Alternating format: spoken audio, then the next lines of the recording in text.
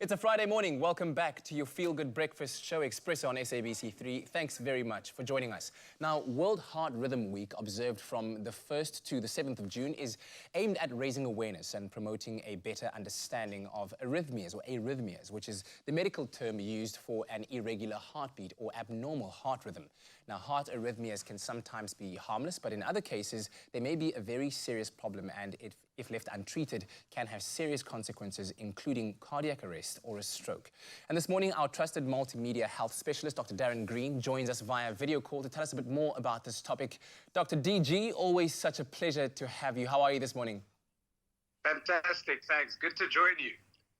Great stuff. Let's start off by talking about the importance of knowing what a normal heart rhythm is and how one recognizes if yours is irregular. No, for sure. So you need to know what a pulse entails, and with that, obviously, what a normal pulse is. And what the pulse actually represents, obviously, is the difference between your heart contracting and relaxing.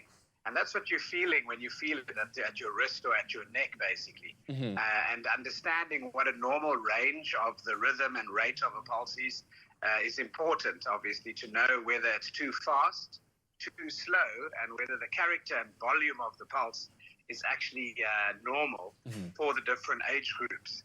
So you need to be able to discern that. But obviously, sometimes you aren't aware of the pulse being too fast or too slow. But there's an array of symptoms that can sometimes point towards an abnormal heart rhythm that you need to be aware of. Yeah.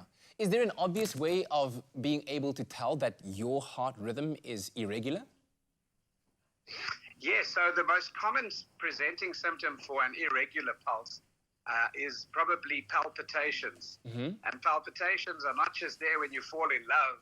We're speaking about a heightened awareness of your heartbeat in the first place. And obviously the regular lip dip that you're used to hearing and feeling, obviously when it comes to the heart, can be disturbed, where you can, example, have extra heartbeats that come in between those sounds, but also where you could have those sounds basically drawn apart because of different reasons that are caused by different medical conditions. Something as simple as an electrolyte disturbance with too much potassium in the blood, for example, can lead to an abnormal cardiac rhythm. So too can the pace and the tempo of having a nervous stimulant, like too much overdosing on coffee, for example, or energy drinks, could also send the heart into a racing rhythm that could make you feel a heightened sense of awareness and palpitations, dizziness, and even maybe shortness of breath. Yeah. Well, speaking of which, I mean, how important then is it to have early screening? And let's talk about some of the first symptoms you need to look out for, other than obviously what you've just already named, when you're used to the lip dip rhythm and having other rhythms in between there that could be an indicator. For sure. So you'd look at when you become aware of this. Are you noticing these palpitations, extra heartbeats, or irregular heartbeats during exercise only? Or are they happening at rest, even when you are just chilling, watching TV or having a conversation with your family? You'll notice the time association. You'll also notice the duration for which the pulse is disturbed. And then you'll notice, obviously, the accompanying or associated symptoms that could be significant in terms of cardiac involvement.